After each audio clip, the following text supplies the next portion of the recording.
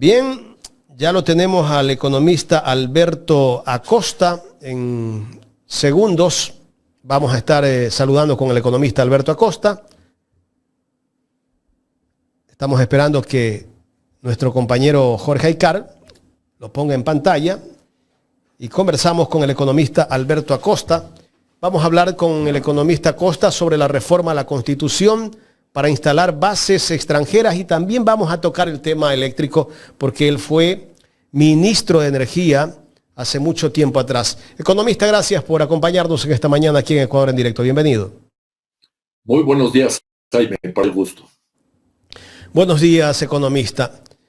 Noto que la imagen está como lenta, no sé si hay algún problema de conexión, pero bueno, vamos a intentar llevar adelante esta entrevista. Economista, ¿qué lectura darle a esta propuesta de reforma a la Constitución que está haciendo el gobierno, donde pretenden instalar bases militares extranjeras?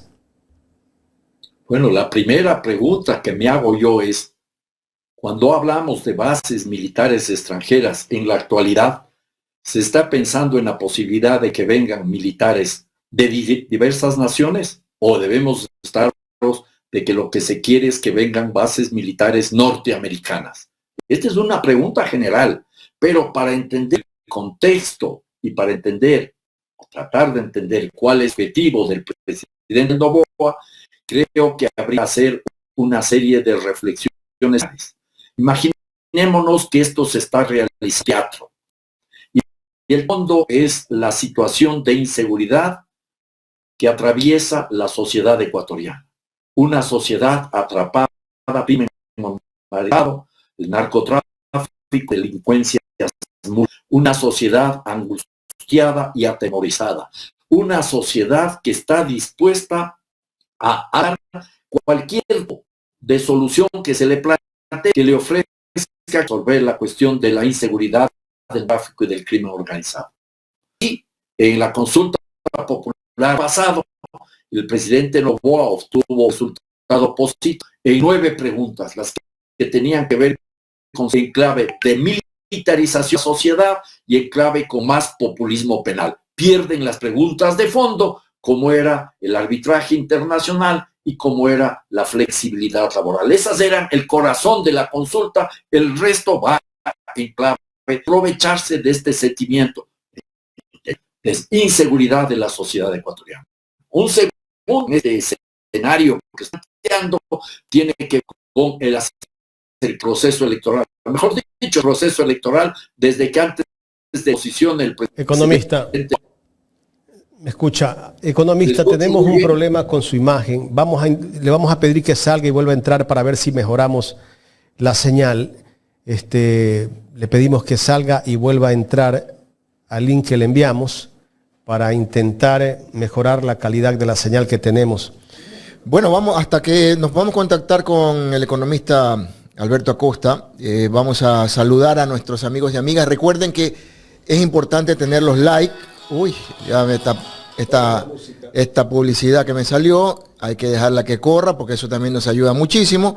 Así que recuerde, estamos por 660 likes y necesitamos llegar a 1200 likes. Así que esa es la misión a partir de este momento. Apóyennos con esa disposición. Ahí está mi like de una vez, ya están 661 likes y de esta manera vamos a continuar nuestro programa para que mayor cantidad de personas puedan estar acompañándonos y puedan conocer la verdad de lo que en realidad pasa en el país. Por ejemplo, vamos a saludar a Galo Reynoso, también a Raúl Zacoto, a Douglas Recalde, a Roberto Ramos, ¿verdad? A Yele. Yele dice, Bukele, sin bases militares, ¿cómo le fue? Solo tuvo voluntad para trabajar por su país. No nos dejemos engañar por estos derechosos, dice Yele. Raúl Zacoto, don Jaime, mi like número 355. Gracias, Raúl Zacoto. Jorge Benavides. Guti también. Guti, también un saludo especial a Irolfo Quiroz Viteri. Saludos cordiales, escuchamos Ecuador en directo y nos educamos políticamente con información real. Así es, Ariolfo Quiroz Viteri. Queremos saludar nuevamente con el economista Alberto Acosta. Ya lo tenemos por la vía telefónica, no por la vía telemática, porque la señal no está tan bien y lo hemos contactado ahora sí por la vía telefónica. Economista Alberto Acosta, ¿me escucha? Le escucho perfectamente. Perfecto, ahora sí, ahí nos quedamos, ahí estamos clarísimo. A ver, economista, yo le decía a Gustavo que justamente Colombia tiene 7 bases norteamericanas, si no me equivoco, y sigue siendo el país campeón mundial en la exportación de droga. Efectivamente, esta es una realidad indiscutible. Recuerde usted, Jaime, recuerde Gustavo y audiencia, que cuando estuvo la base norteamericana en Malta, en esos 10 años de su presencia, la base no contribuyó a resolver el flagelo del narcotráfico. Es más, durante su existencia la tasa de criminalidad se dispara, los envíos de drogas se triplican, decenas de personas, particularmente pescadoras, fueron víctimas de abuso de parte de los soldados norteamericanos. Hay un estudio detallado de todas las violaciones a derechos humanos, como se denunció en un informe del INRED en el año 2016. Además, demostramos, eso lo hicimos incluso durante el debate en la Asamblea Constituyente, que las acciones de los aviones norteamericanos no estaban actuando de acorde a los términos del convenio pactado. La mayoría de veces o muchas veces simplemente estaban orientadas a la lucha contra la guerrilla en Colombia e inclusive a la interdicción de inmigrantes ecuatorianos por el mar. Estos son temas concretos y adicionalmente, cuando se terminó la presencia de la base de Malta en Ecuador, ¿qué hicieron los norteamericanos? Instalaron 2 bases adicionales en Colombia, que como bien señala Jaime, ya tiene 7 bases y no se ha logrado parar el narcotráfico. En el Perú existen 5 bases militares norteamericanas y tampoco se ha parado el narcotráfico. Al contrario, en ambos territorios la producción de cocaína sigue en alza y siguen siendo territorios vitales para la narcoeconomía. Este es un tema complicado y difícil.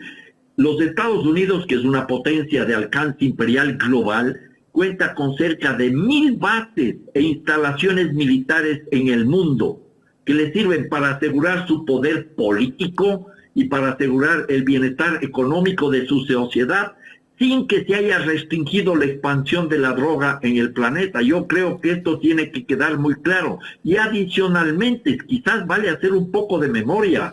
Hace 5 años, un embajador norteamericano, Todd Chapman, un señor que andaba con sombrero, entiendo que ha vestido sombrero de paja toquilla, era sombrero de paja, dijo en una entrevista que es pública que con las nuevas tecnologías, con los nuevos métodos y con los nuevos instrumentos ya no son necesarias las bases militares para combatir el narcotráfico. Y además, digámoslo con claridad, en la actualidad ya existen acuerdos que hacen innecesaria la instalación de bases militares para combatir el narcotráfico. Durante el gobierno de Guillermo Lasso se suscribieron varios acuerdos con los Estados Unidos que les permiten intervenir en el territorio nacional a nivel aéreo, a nivel marítimo, a nivel terrestre. Y eso se hizo gracias a que la Corte Constitucional dijo que no estaban afectando la Constitución Economista. e impidió que sean conocidos y aprobados en la Asamblea Nacional.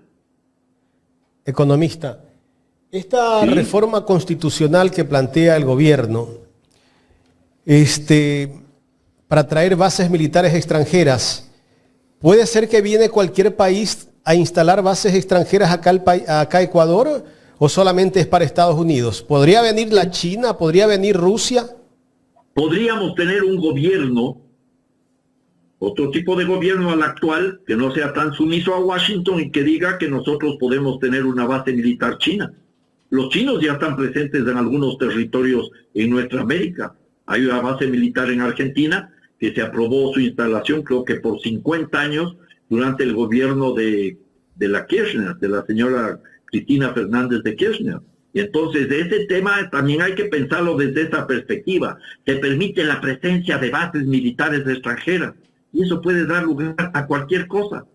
Y esa es una cuestión que hay que manejarle con mucha responsabilidad y con mucha seriedad. No nos olvidemos que en la Constitución se establece en el artículo 5 con absoluta claridad que el Ecuador es un territorio de paz. Y Daniel Noboa quiere que quede solo eso, Ecuador es un territorio de paz, pero quiere borrar aquello de que no se permitirá el establecimiento de bases militares extranjeras ni de instalaciones extranjeras con propósitos militares. Se prohíbe ceder bases militares nacionales a fuerzas armadas o de seguridad extranjera. Esto quiere eliminar el señor Noboa. Y se olvida adicionalmente que en la Constitución hay todo un mandato claro, detallado, de los principios de las relaciones internacionales del Ecuador, el artículo 416, que dice que nosotros tenemos que promover la paz, el desarme universal, condenamos el desarrollo y uso de armas de destrucción masiva y la imposición de bases o instalaciones con propósitos militares de unos estados en el territorio de otros. No solo es del artículo 5, señor presidente Daniel Noboa, el artículo número 416 del numeral 4 es categórico. Y nosotros en el numeral 3 del mismo artículo 416 establecemos la condena a la injerencia de los estados en los asuntos internos de otros estados y cualquier forma de intervención, sea incursión armada, agresión, ocupación o bloqueo económico militar. Ecuador es un territorio de paz y la sociedad ecuatoriana es cultora de la paz. No podemos abrir la puerta a bases militares con el cuento de combatir el narcotráfico, que bien sabemos, eso es un cuento, simplemente para ser parte de este conflicto entre las grandes potencias. ¿En dónde se instalaría la base norteamericana? En Manta no, se va a instalar en Galápagos, donde van a pretender tender un enorme arsenal militar para frenar la expansión de China por el Pacífico. Eso ya lo vivimos, Gustavo y Jaime. Yo les invito a recordar un poquito de historia patria.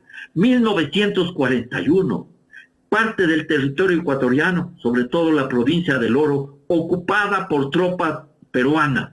El país vivía una crisis política terrible. Estábamos hundidos en la desolación, en la desesperanza.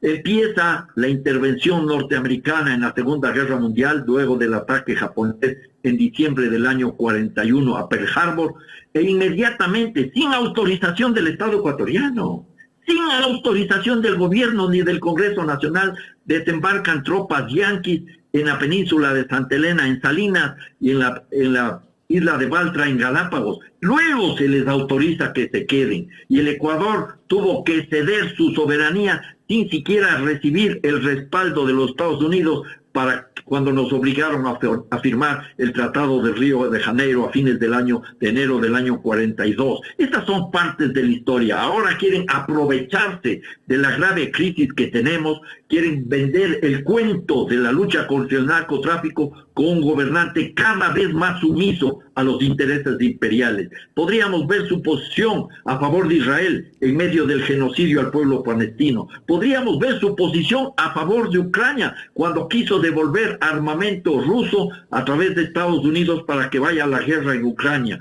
Y esas han sido las posiciones de este señor presidente, que abiertamente tiene más intereses transnacionales que intereses nacionales. Economista, esa propuesta del presidente de la República para instalar bases militares extranjeras en nuestro país, ¿se debe aprobar vía enmienda o tiene que haber una constituyente?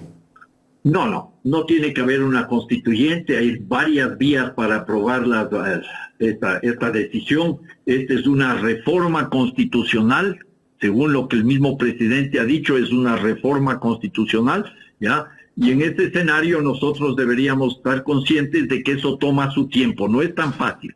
Primero, ya el presidente de la República presentó a la Corte Constitucional este pedido de reforma parcial. La Corte Constitucional se tomará un par de semanas antes de dar una respuesta y eso irá a la Asamblea Nacional como dispone el artículo 442 de la Constitución, y esta iniciativa presidencial será tramitada por la Asamblea Nacional en al menos 2 debates.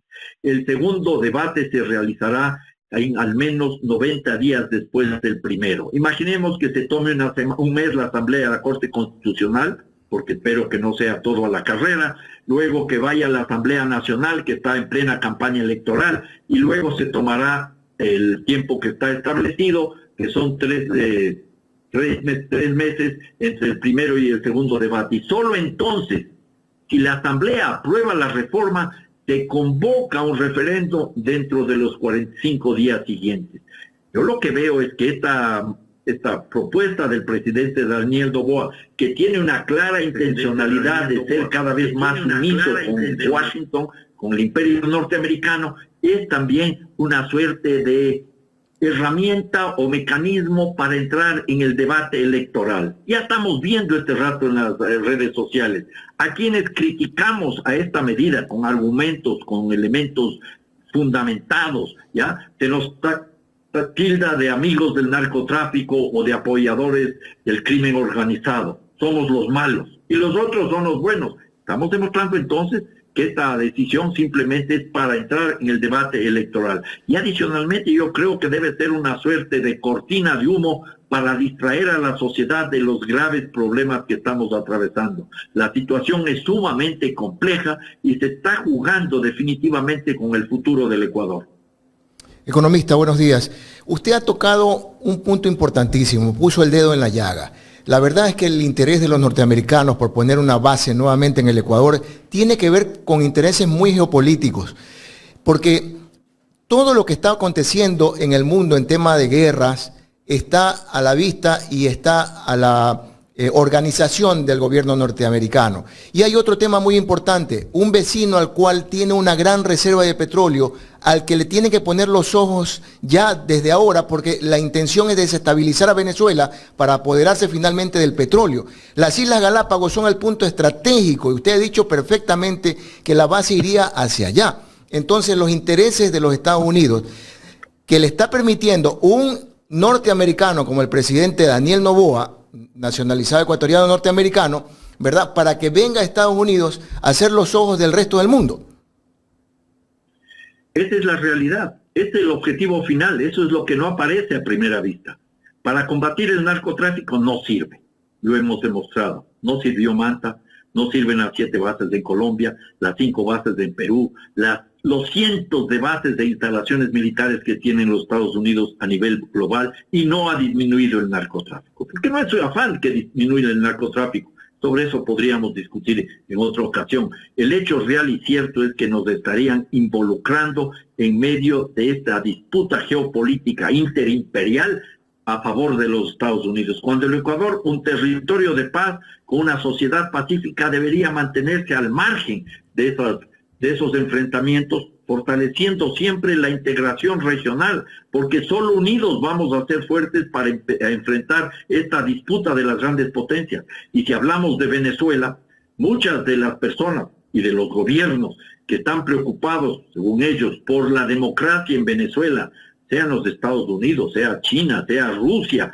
sean otros grupos, están pensando exclusivamente en el petróleo y en los minerales de nuestro hermano Venezuela. Esta es la realidad, esta es una triste y dolorosa realidad. Yo creo que además, y esto sería importante, Gustavo, que si hacemos un poco de memoria reciente, nos vamos a encontrar con que en la actualidad ya existe un marco jurídico que permite la presencia de tropas norteamericanas.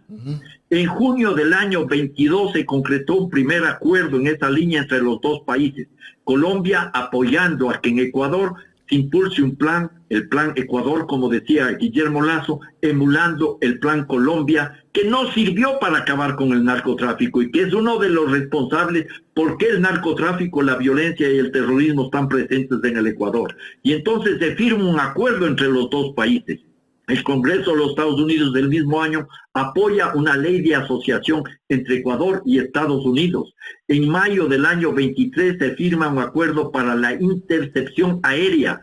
En septiembre se alcanza otro acuerdo para combatir las actividades ilícitas en el mar, en un territorio donde habíamos perdido ya soberanía por la adhesión a la Convención de Naciones Unidas sobre el Mar, la CONVEMAR.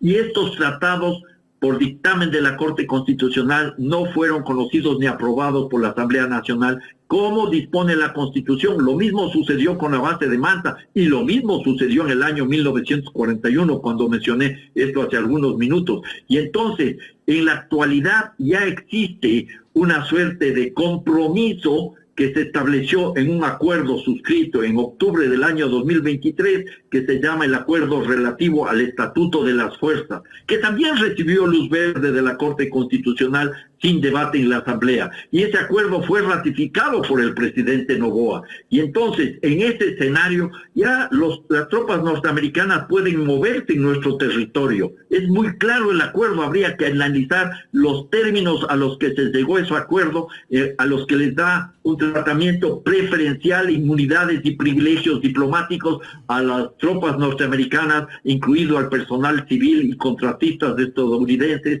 Se les da exenciones tributarias a estos grupos humanos, militares y civiles, se les garantiza el uso gratuito del espectro radioeléctrico y, por supuesto, ninguna de estas personas está sujeta a la jurisdicción penal ecuatoriana, sino que se resolverá todo de acuerdo a las leyes estadounidenses. Y lo que es clave aquí, Gustavo y Jaime, se aseguró el libre movimiento de vehículos y de buques. En otras palabras, las tropas norteamericanas no necesitan en Ecuador para combatir el crimen organizado una base específica. Pueden recorrer todo el territorio nacional y usar las instalaciones de nuestras Fuerzas Armadas y de la Policía Nacional. Lo que se busca ahora es abrir la puerta para una base militar norteamericana en clave de la batalla estratégica que libra con las grandes potencias. Para eso se quiere avanzar con esta base militar. Ojalá el pueblo ecuatoriano tome nota de este asunto y reclame con firmeza para que esto no suceda.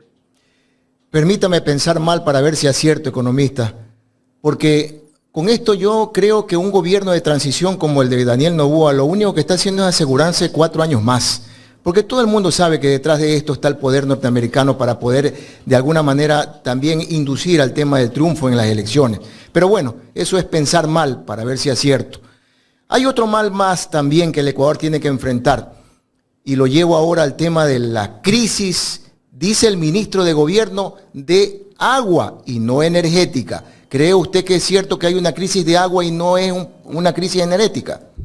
Bueno, pongámoslo el término claro.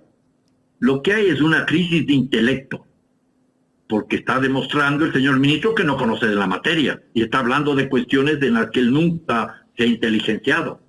Decir que tenemos una crisis de agua para explicar los estiajes es como decir que tenemos una crisis de incendio porque hay llama. Es lo mismo, no tiene ningún sentido. En primer lugar, deberíamos estar muy claros de que no necesariamente el actual estiaje, que es muy fuerte, es el peor que hemos vivido. Hay informes de personas especialistas en la materia que nos recuerdan, por ejemplo, el estiaje de 1987, que fue mucho más grave. Pero eso no sería el problema de fondo, porque entraríamos en una discusión de cuál es el peor estiaje. No, eso sería ridículo, es perder el tiempo. Lo de fondo acá es que se conocía con tiempo que iba a haber un estiaje. Desde enero del año 2023 se anticipó que estábamos entrando en una fase de unos estiajes cada vez más agudos y cada vez más complejos. Cada año sabemos que viene la época de estiajes. La época de estiajes en donde se produce la conjunción de los problemas de sequía en la cordillera oriental y la cordillera occidental. Normalmente cuando llueve en la cordillera oriental, las aguas van al Amazonas, hay sequía en la cordillera occidental. Cuando llueve en la cordillera occidental, esas aguas van al Pacífico, hay sequía en la cordillera oriental. Pero en determinada época del año confluyen estos dos procesos de estiaje. Y entonces el país entra en este tipo de racionamiento. Y el año 2022 nos libramos por los pelos del estiaje. Y el 2023 empezamos con un anuncio de las autoridades respectivas de que caminábamos hacia estiajes cada vez más agudos y complejos. Y no solo eso, se presentó un plan de acción con propuestas concretas de lo que se debería hacer. Por ejemplo, algo que era evidente: garantizar el suministro de combustibles a las plantas térmicas. Algo evidente, que exista diésel, que exista gas para la mayor planta térmica del Ecuador, Termomachala, y no se cumplió con eso, no se les daba, porque había de por medio todo lo que significaba la imposición del Fondo Monetario Internacional para garantizar el equilibrio fiscal. Y eso está provocando, ya lo sabemos, un austericidio social, productivo y también energético. Y luego tuvimos un problema gravísimo. No se dio mantenimiento al parque tecnoeléctrico del Ecuador. En el papel el año 2023 teníamos 2.870 megavatios de capacidad. Ese era lo que estaba en el papel. Pero no todo estaba operativo. En este año había operativos apenas 720 megavatios, una cuarta parte, y no se les daba el mantenimiento. Y gran parte de ese parque automotor ya era obsoleto y debía haberse cambiado. No había combustible, no había claridad. Pero claro, ¿por qué era eso también? No solo por la incapacidad de quienes estaban al frente del gobierno de Lazo, de muy ingrata recordación, y lo lamentable es que el gobierno de Noboa comienza a ser perdedor, sino que había la decisión de ahorrar para cerrar la brecha fiscal y generar las condiciones para privatizar el sector eléctrico. ¿Será que 10 meses no le han sido suficientes al presidente Noboa? ¿Será acaso que eso que se está invirtiendo ahora no significa nada para haber solucionado, de pronto haber construido o haber planificado una nueva central hidroeléctrica en el país? Bueno, las centrales hidroeléctricas toman su tiempo. No es tan fácil. Una central hidroeléctrica toma, si se hace rápido, 4 o 6 años. Estamos viendo lo que sucede con esta Toachi Pilatón, que ofrecen que entraría en funcionamiento en noviembre. Está a más de 14 años de esa central hidroeléctrica en marcha, ¿ya? Y no se trata simplemente de construir nuevas y grandes centrales hidroeléctricas, que además se construyeron 14 en la época del presidente Rafael Correa, vinieron cargadas de corrupción por los sobreprecios y muchas de esas no estuvieron adecuadamente planificadas. Lo que nosotros requerimos de este rato es, en primer lugar, entender que este gobierno es de ineptos e improvisados. El presidente Daniel Noboa sabía del problema del racionamiento. Un poquito de memoria, sardina para la memoria. Recuerden el debate que hubo entre los candidatos a la presidencia de la República hace muy pocos meses atrás. Y el señor Topic le pregunta al entonces candidato, el señor Noboa, ¿qué es lo que va a hacer para enfrentar el tema de la electricidad? Y el otro señor, con una solvencia que abrumaba, que sorprendía, dijo que la cuestión era simplemente de abordar el tema de la transmisión y el tema de transmisión y distribución de electricidad. ¿Qué ha hecho en el tema de transmisión y distribución de electricidad en sus 10 años discúlpeme, 10 meses. Me equivoqué.